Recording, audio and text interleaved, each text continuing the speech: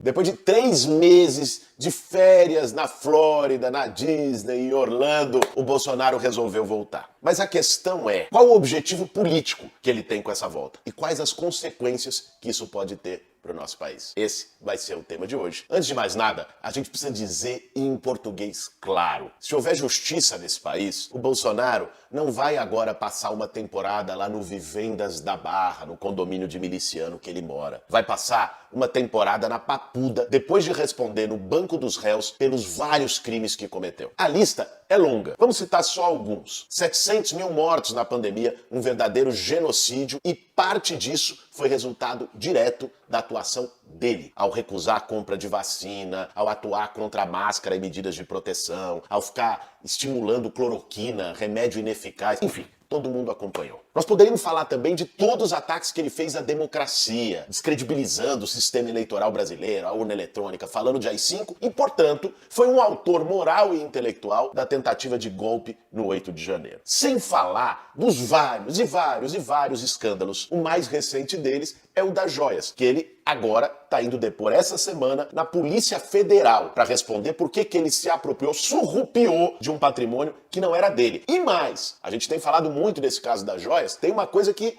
o povo não tem dito. Fica lá, não, o patrimônio era público, o TCU disse, era para estar no Planalto e não da casa dele. Tem uma coisa que está por trás e que a justiça vai ter que investigar e decidir, que é a história da refinaria lá na Bahia, que foi vendida para os árabes, quase 10 bilhões abaixo do valor, e depois ele recebeu esses presentes que podem ser não só mimos, podem ser propina direta. Não é por acaso que o que foi pego na alfândega foi pego na mochila do assessor do ministro de Minas e Energia, que estava responsável pela venda da refinaria. Mas isso a justiça vai investigar, ao contrário do que eles fizeram, de uma maneira absurda, linchamento em praça pública com Lula, sem direito de defesa, conluio de juiz com promotor, tudo aquilo que a gente viu. O Bolsonaro tem que ter o seu direito de defesa resguardado, isso é parte de um Estado democrático de direito. Agora, os indícios são tão fortes, as provas aparecem a cada dia, que já é possível prever. Se tiver um julgamento justo, ele vai pra Papuda.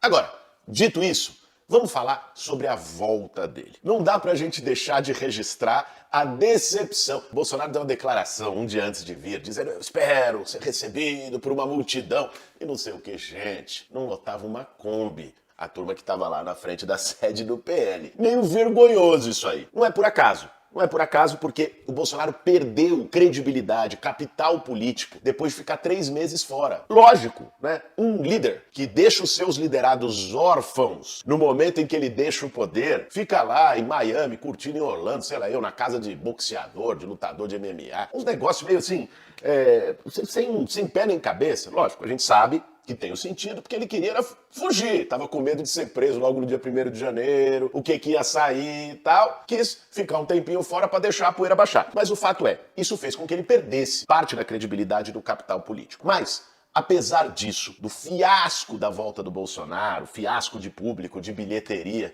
e por aí vai, a gente não pode se iludir e achar que essa perda de força política do Bolsonaro, que também está ligada à comparação com os primeiros meses de governo Lula, anunciando uma agenda positiva, mas de que isso diz que o bolsonarismo está morto, acabou, já era. Infelizmente, não é assim. Eles ainda têm força, e apesar de toda a tragédia que foi o governo dele, eles perderam a eleição por pouco. A gente não pode deixar de relembrar isso. Ainda tem força no Congresso, ainda tem força na sociedade. Nós não podemos cometer o erro de subestimar o bolsonarismo. A maré está em baixa.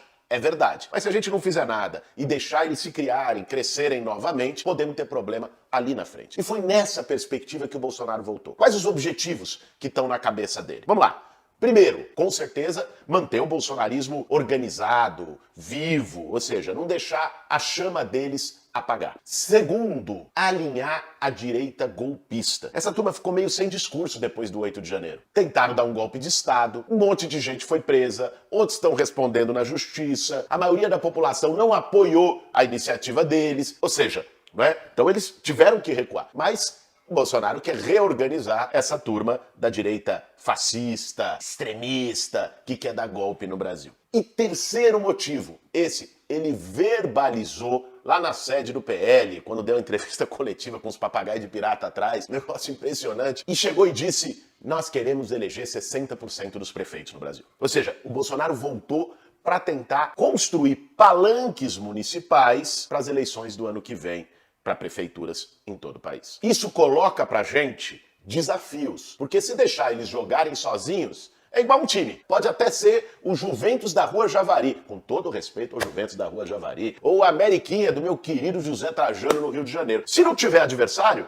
eles ganham por WO. Não tem jeito. Então, se a gente deixar os bolsonaristas jogando sozinho, eles vão crescer. Por isso, nós temos que estar atento em três grandes frentes. Três frentes que eu acredito vão ser os embates no próximo período até o ano que vem. Primeira frente, justamente as ruas. O Bolsonaro já anunciou que vai começar a rodar o Brasil, fazer eventos, voltar a fazer motociatas. Ou seja, ele vai tentar organizar o time dele, os eleitores dele, os bolsonaristas, ou qualquer pessoa que tenha alguma insatisfação, alguma crítica com o governo Lula, para fazer comícios, fazer motociatas e por aí vai. É lógico, agora não tem mais o dinheiro do cartão corporativo, vai ficar mais difícil, mas ele vai organizar o time dele. Nós temos que estar atento, porque essa mobilização de rua deles também tem que ter resposta do lado de cá nas ruas. Não para ter qualquer tipo de embate, enfrentamento, aliás, isso só interessa ao bolsonarismo, mas porque rua vazia nunca deu coisa boa. Quando a direita toma as ruas e o campo popular fica ausente, eles vão crescendo, vai criando uma sensação de maioria do lado de lá. Então nós temos que estar atento e ter mobilizações em defesa da democracia, em defesa dos avanços do governo Lula, em defesa do nosso projeto para o país contra o bolsonarismo. Então, o primeiro fronte vai ser esse. Por enquanto, a rua está meio apagada no país, mas provavelmente ela vai voltar à cena política nos próximos meses. Um segundo fronte de batalha, esse já está acontecendo,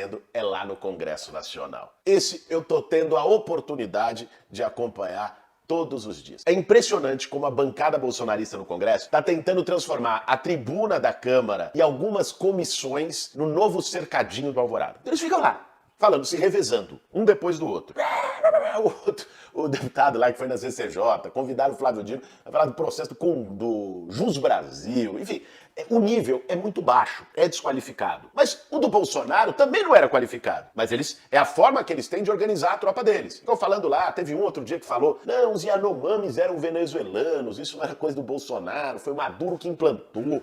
Esse é o nível da coisa. Só que eles ficam lá, repetindo, repetindo, repetindo. Agora, com a instalação das comissões, por exemplo, a Comissão de Fiscalização e Controle, vocês sabem quem é a presidente? A Bia Kicis. E aí eles ficam querendo convidar pessoas. Então, chamar para constranger. Tentaram fazer isso com o Flávio Dino, não deu muito certo, né? Tomaram um baile lá na Comissão de Constituição e Justiça. Então eles juntam, Comissão de Segurança, juntaram lá um monte de coronel conservador, delegado conservador, aí lá ficar tensionando. E por aí vai. Então, ali, o parlamento vai ser um espaço de embate importante. E nós estamos organizando a nossa bancada, do lado de cá, não só do PSOL, do PT, do PCdoB, ou seja, a bancada do campo progressista, para que a gente faça este grande embate. Não deixe que os bolsonaristas fiquem lá colocando seus devaneios na tribuna ou constrangendo os ministros que estão tentando reconstruir o Brasil, e não só ministros, né, figuras importantes, como foi o caso do Felipe Neto, que eles foram lá na Comissão de Fiscalização e Controle, começaram a falar groselha, quiseram convidar o Felipe Neto. É isso que eles estão tentando fazer, né? Reconstruir o cercadinho ideológico lá no Congresso, e nós vamos organizar a nossa tropa agora para poder barrar. E a terceira frente de batalha, Bolsonaro já anunciou, são as eleições do ano que vem. Esse giro que ele anunciou que vai fazer pelo Brasil, logicamente está ligado a fortalecer figuras, candidatos do PL, do PP, enfim, da turma dele para poder contrapor os candidatos progressistas. Aqui em São Paulo, a maior cidade do Brasil, ele anunciou o nome do Ricardo Salles, que foi até meio constrangedor, eu não sei se vocês viram o vídeo, perguntaram pra ele, acho que o pessoal da Jovem Pan, sei lá, perguntou pra ele, não, mas é o Eduardo Bolsonaro ou o Ricardo Salles? Ele falou, não, é o Ricardo Salles, tem mais experiência, não sei. Que porra, rifou o próprio filho. Ô, Bananinha, tá sem moral em casa, hein, Bananinha? Que situação.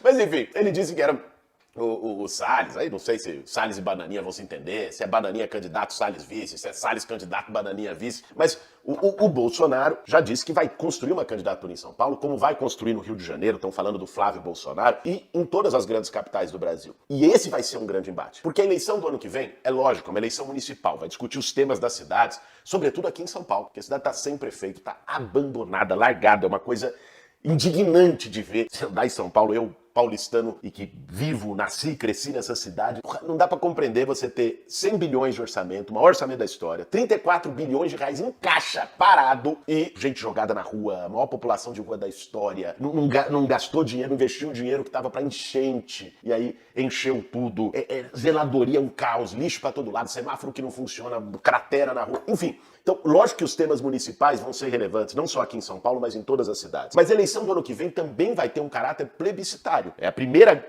eleição depois da derrota do Bolsonaro e da vitória do Lula. A população vai dizer se vai votar em candidatos mais próximos do Lula, ou seja, aprovar esse processo de reconstrução do Brasil, ou mais próximos do bolsonarismo e relembrando o caos, o pesadelo que foi nos 4 anos anteriores. Então, vai ter um caráter nacional de embate político forte, para além dos temas municipais. E o Bolsonaro, sabendo disso, já quer botar o time em campo. Nós temos que estar muito atento e organizar também o campo progressista com o máximo de unidade nas grandes cidades brasileiras, nas médias cidades brasileiras, enfim, em todo lugar que a gente puder fazer. Bom, esse é o resumo da volta do Bolsonaro pro Brasil. O Fujão voltou, mas vamos ver pelo menos algum lado bom da história. Dessa vez, ele volta sem cartão corporativo, sem cercadinho do Alvorada, sem estar com a caneta na mão para poder boicotar o processo de vacinação. O cara brigou até com o Zé Gotinha, gente. É impressionante. Mas agora ele volta, vai ter o discurso dele, vai ter o palanquezinho dele, mas sem caneta na mão. Não é mais presidente da República. Isso significa uma outra coisa. Não pode mais botar sigilo de 100 anos, controlar o Procurador-Geral da República, mudar delegado da Polícia Federal que tá investigando o filho dele. Não tem mais foro.